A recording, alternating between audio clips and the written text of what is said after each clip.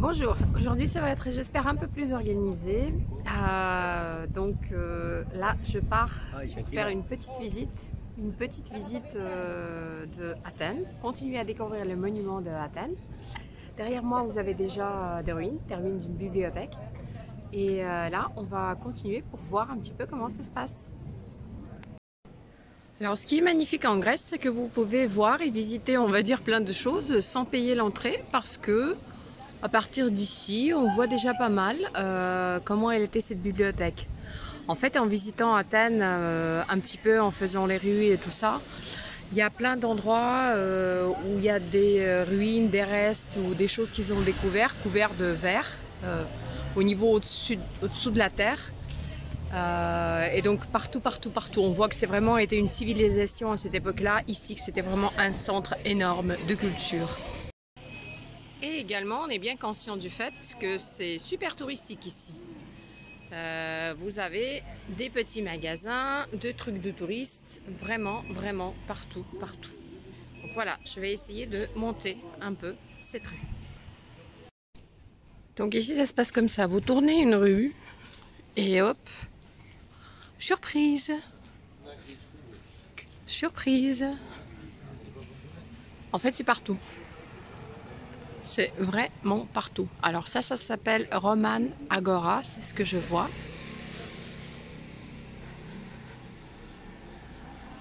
Et ce que j'ai fait de faire, c'est d'aller là-haut, dans l'Acropole. Donc voilà, encore une fois, ça c'est le Agora romaine. Dans l'entrée, je vous ai montré. Qu'est-ce que c'était? Ça a été créé quelques siècles avant Jésus-Christ et c'était le marché de la ville antique, un endroit de rassemblement pour tout le monde ici à Athènes, juste, on va dire, au pied du sommet de l'Acropole.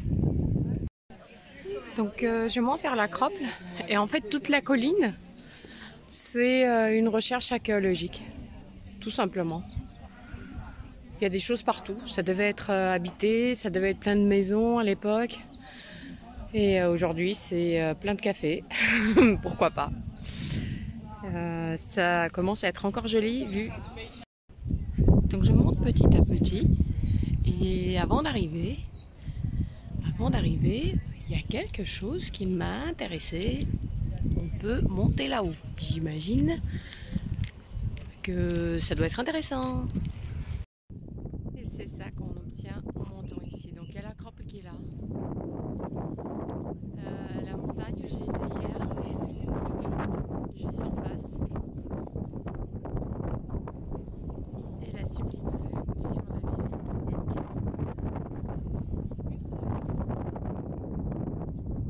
Voilà.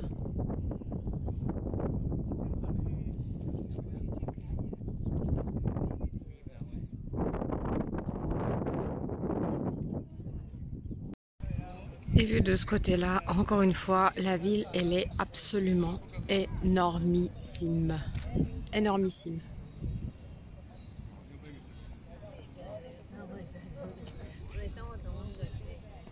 Oh ben, quand même, hier, c'était bien haut, la colline. À pied surtout. Voilà, donc pour visiter l'Acropole, on vous donne ça. Et votre ticket, il va coûter 20 € par personne. Alors on y va. Et voilà l'accès à Acropole. Faut mettre votre masque. C'est ce qu'il me dit le monsieur à ces jeunes filles. Voilà, en montant sur la colline, on voit déjà ça qui est de l'autre côté. C'est des ruines d'un théâtre antique. Bien sûr, les sièges ils sont nouveaux. Par contre, tout ce qui est derrière, c'est très ancien. Et donc en fait ce que c'est le théâtre de l'Odéon, mais celui qui date de 160-169 avant Jésus-Christ. Donc voilà, il est comme ça le théâtre de l'Odéon.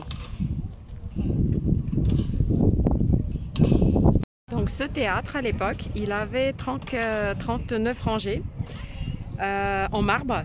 Et il pouvait contenir jusqu'à 6000 spectateurs. Incroyable. incroyable. Donc je suis arrivée par là-bas. Et pour accéder au fameux théâtre de Dionys, il faut continuer à descendre encore un petit peu. Donc ça c'est la pancarte. Et aller vers là-bas. Et enfin le voilà. Le voilà, le fameux théâtre de Dionys. Conçu au 5e siècle avant Jésus-Christ.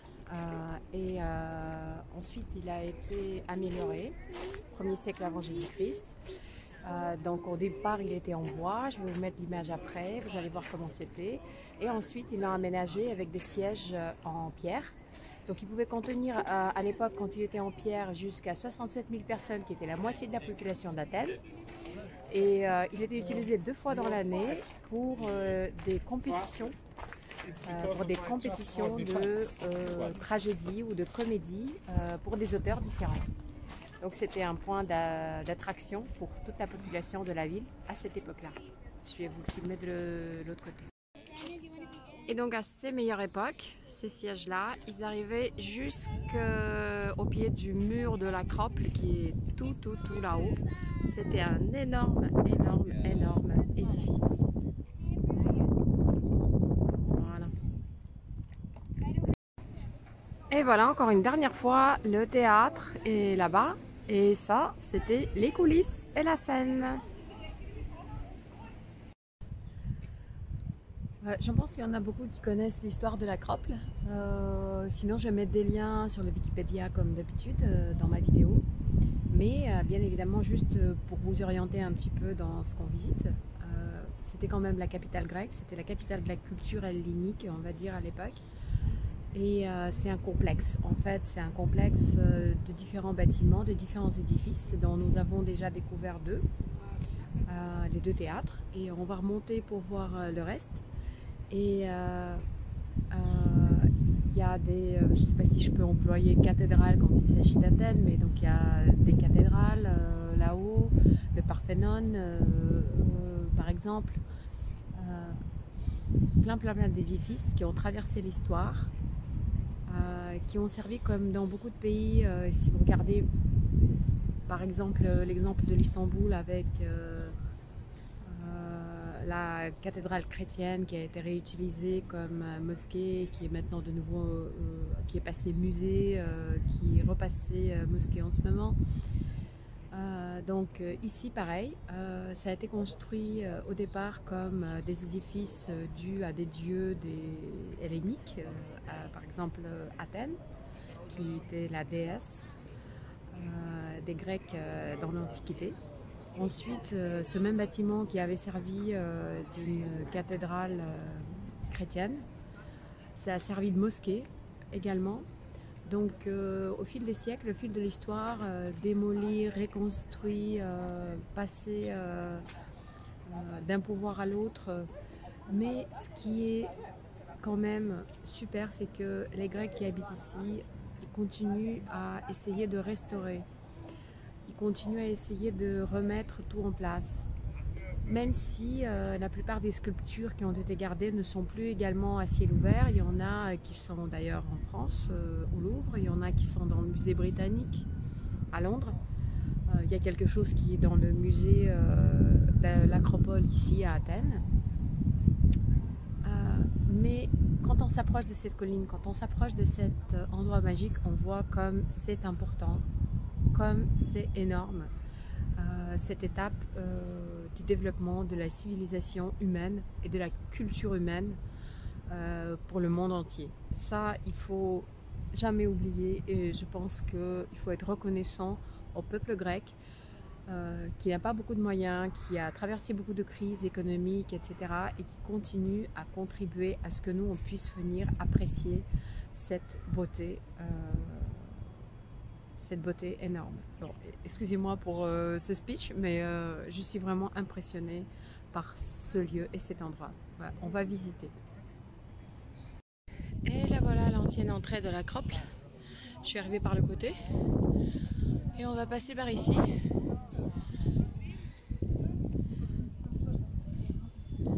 On va passer par ici pour y accéder.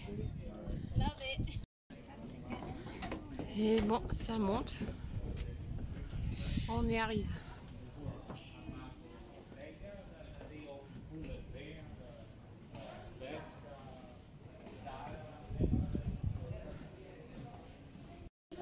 Et on y est.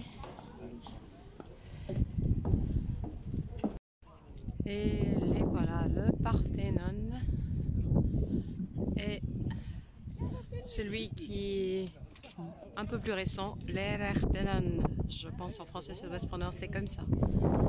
Et la vue sur la ville, toujours sublime. Donc les sculptures, bien évidemment, comme je vous ai expliqué, elles ont été remplacées depuis. Donc les deux, ils ont servi pour différentes religions, on va dire comme ça. Et on va voir à quel point je peux m'approcher des deux.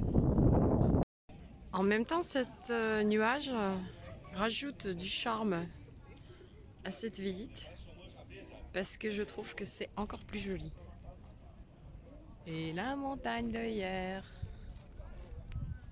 et le magique Parthénon.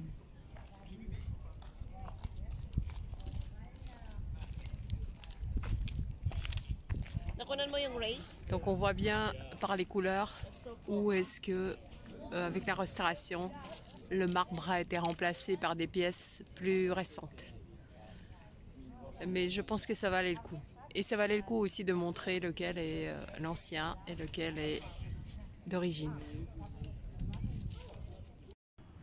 Donc ce qu'on voit ici, c'est l'histoire de restauration de l'acrople qui a démarré en 1833 parce que l'État grec, dès qu'ils ont décidé de créer un État, c'est devenu l'objectif de commencer à restaurer cet édifice pour les Grecs. Et ce qui est bien aussi, que le gouvernement grec a installé un ascenseur qui est sur un côté, qui puisse permettre à des personnes à mobilité réduite d'accéder à toute cette beauté magnifique. Donc bravo les Grecs, bravo, bravo.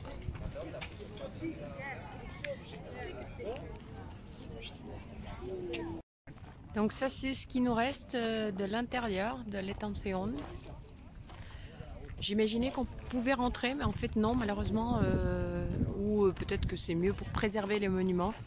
On ne peut pas, il n'est pas énorme, il n'est pas si grand que ça. C'était également une cathédrale. Et bien évidemment la partie avec les sculptures, elle reste la plus intéressante. Et on peut bien faire le tour pour accéder sur le côté et voir ce portique magnifique. Et je vais le faire rapidement parce que j'ai plus beaucoup de batterie. Donc, à l'âge de mes 9 ans, j'ai fait une croisière avec mes parents et on s'est arrêté dans le port Pirée, qui est le port à Athènes, et c'était un dimanche. Et mon père, il n'a pas pensé à changer de l'argent. Il avait un billet de 5500, peut-être 500 francs suisses, mais en un seul billet. Les banques, elles étaient fermées et les bureaux de change, ils nous proposaient de changer tout ça en drachmes, ce qui n'était pas très intéressant. Donc, ils voulaient une partie en dollars, par exemple, ou en francs suisses, une autre partie changée en devise grecque, puisqu'on était là pour une journée. Et finalement, on n'a pas trouvé la solution. Et comme on n'a pas trouvé la solution, on n'avait pas d'argent pour venir ici. C'est seulement 10 km. Moi, j'étais à 10 km d'ici à l'âge de mes 9 ans. Et à cause de cette petite accident, je n'ai pas pu venir. Et il a fallu pas mal d'années pour que j'y revienne. Et il fallu que la pandémie se passe et que la Grèce soit le seul pays qui laisse rentrer les Russes de la communauté européenne, que j'ai cette idée magnifique de venir enfin visiter l'acrople et le Parthénon. C'est magnifique. Bon, j'ai plus beaucoup de batterie. Peut-être que je vais m'arrêter là. Si je peux filmer encore quelque chose, je le ferai. Mais je trouve que c'est déjà pas mal du tout. Il y a la pluie qui arrive. Mais ça permet, même si je vais être mouillée tout à l'heure, parce qu'il n'y a pas où se cacher, ça permet d'avoir des plans avec un ciel juste magnifique. Pour l'instant ça va et j'en profite pour vous montrer le théâtre de l'Odéon, mais vu d'ici. Et là-bas je vois encore des éclairs. Hier ça s'est terminé que 2 heures après que je les ai vus, il y a eu une énorme pluie. Sublime, sublime tout ça. la grande importance des chats ici, confirmé. Il y en a un à Krople, même pas un, qui fait la star.